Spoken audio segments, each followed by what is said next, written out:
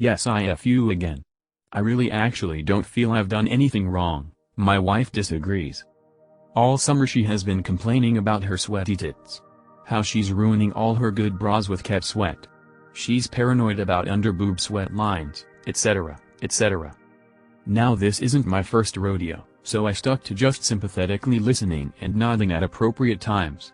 No comments that could be misconstrued as me criticizing her breasts or her sweatiness or anything like it. She's not even any more sweaty than the average person, and her breasts are incredible, but I digress. And absolutely no way in hell was I going to try to solve her problem. Only a husband who is an idiotic masochist would do that, right? But then last week I got an email from the company she buys her period pants from. Each newsletter sign-up gets money off their order, so a while back she had also signed up using my email address to get an extra promo code. I don't have a menstrual product fetish or anything, I swear. Anyway, the subject line caught my eye. The sweat-proof bra. A match made in leak-proof heaven. Obviously any sane person would delete the email, but as I said, I'm an idiotic masochist. Plus, the email said this bra would be my wife's new breast friend.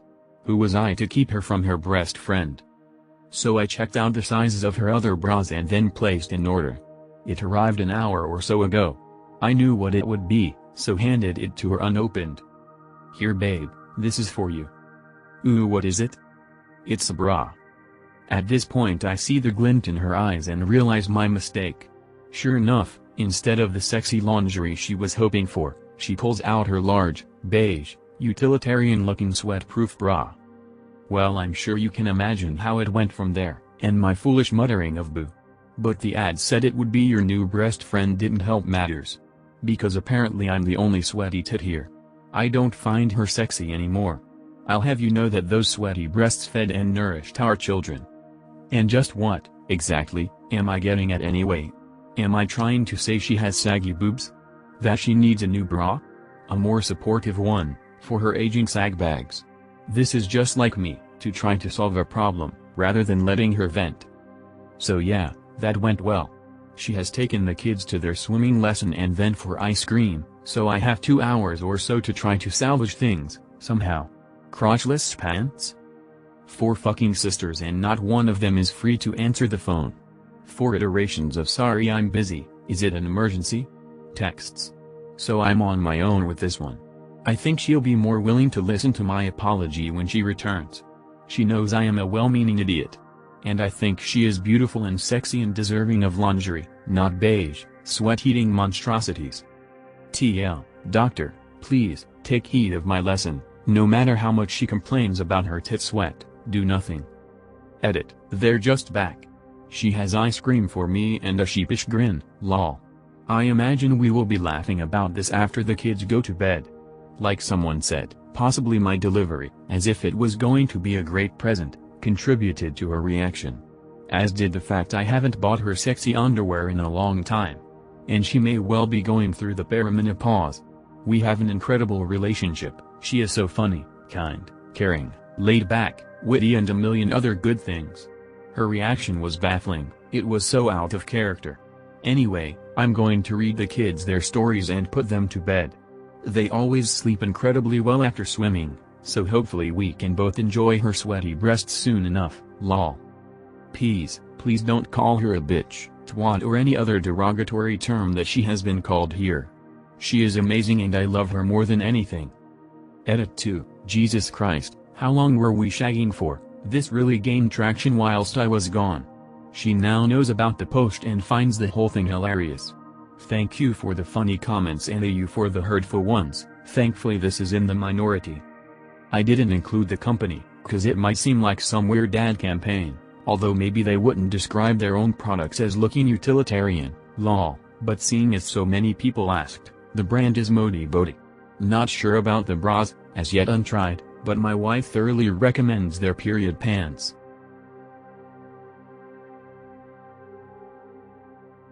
TLDR, didn't realize how deep my belly button was and never cleaned it fully, it sealed up and I cracked it open like a cold beer. This happened 3 days ago and I'm still a bit traumatized. I was taking a shower and cleaning my belly. I do clean my belly button, But I only ever really swabbed the entrance and thought that was good enough. On this fateful day, I wasn't really paying attention to what I was doing. My soapy washcloth slipped and plunged deep into the depths of my navel.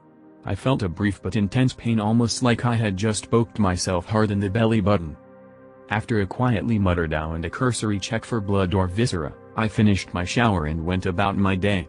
I foolishly believed that my belly button problems were behind me. Little did I know. I spent the rest of the day with a growing pain in my navel region. I felt discomfort when I bent down, or even laid on my belly. I brushed off the pain, assuming that I had simply bruised my belly with my inadvertent poke. However, the next day I was still in pain, so I took a look at the offending area. As a quick aside, I've always had a deep belly button. Like the innies of innies. I could plunge my finger in up to my proximal phalanx with no issues. But when I looked at my belly button now, it seemed deeper and wider than before. And what's worse, a layer of gunk had accumulated around the entrance to my old mouth. Think of the kind of gunk that builds up around ear piercings. It's mainly sebum, dirt, and old skin. My belly button had never been obviously dirty before, so I knew something was afoot, or ably. After a quietly muttered WTF, ooh, I fetched a tissue and wiped away the offending schmutz. I considered where this muck may have come from, and realized that it must have originated from my belly depths. I grabbed a Q-tip and gingerly inserted it into my belly button. 4 Q-tips later and my horror was mounting rapidly. My belly button was so dirty. And so deep. And so stinky. I swabbed the decks as best I could, then just sat and stared into the middle distance for a bit. Have you ever had a moment when your perception of yourself as a functional adult human being is completely shattered? When you realize that there is a fundamental aspect of self-care that you've just never done? When you wonder how you've made it this far as a person in society? This was my moment. I texted my mom, a retired nurse, to confirm my fears. I believe that my naval neglect resulted in a buildup of gunk that slowly filled up my belly button. At some point, I think the gunk sort of sealed my belly button together like some sort of disgusting letter. When my washcloth slipped, I broke the seal of my decades-old missive and freed the contents. To date, this is the silliest and most embarrassing injury I've ever inflicted upon myself. My mom joked that I could try carbon dating my layers. I'm a geologist, and said that the pain I'm feeling is probably because the gunk in my belly was stretching out that area and affecting my pain receptors. Now I'm leaving my belly button alone for a few days to see if it heals up and feels better. If not, I'm headed to the doctor. Moral of this story, remember to brush your old mouth, or you'll end up like me, fundamentally and irrevocably changed, with a sore belly and a mind full of regrets. To clarify, I'm taking care of my belly button and will wash it out with hydrogen peroxide and isopropyl alcohol.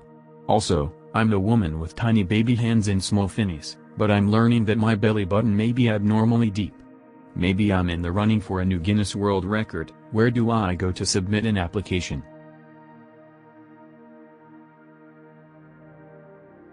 Tifu. Today was 110 Fahrenheit with humidex and I've been putting off mowing the lawn for a long time.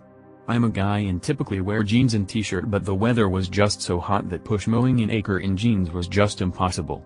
I decided to wear some bike shorts since they breathe better and are not as hot with a black tank top, as I've got some body dysmorphia with my chest and don't want people to see me shirtless. I put on some headphone and starts mowing the lawn. As I am halfway done, the front yard, a female cop stops in front of the house. Turns out a neighbor called and said it was indecent exposure. I got the pervert treatment with the cop saying I was excited even though I am gay and was definitively not excited.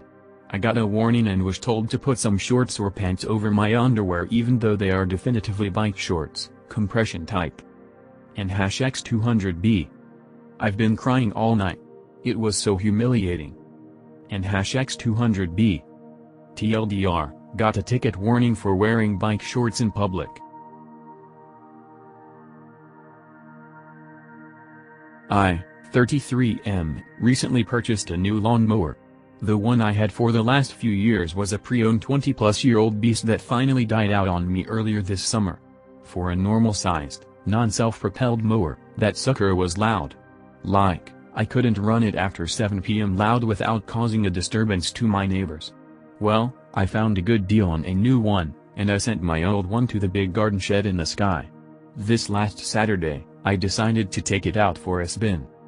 I donned my suburban dad outfit, baseball cap and all, and tossed on my noise-canceling headphones, turned my music on shuffle, and got to work. And of course, like I do with any household task while listening to music, I started to sing. I figured, hey, loud-ass mower, who's gonna hear me? So, for the next 60 minutes, I mowed and sang.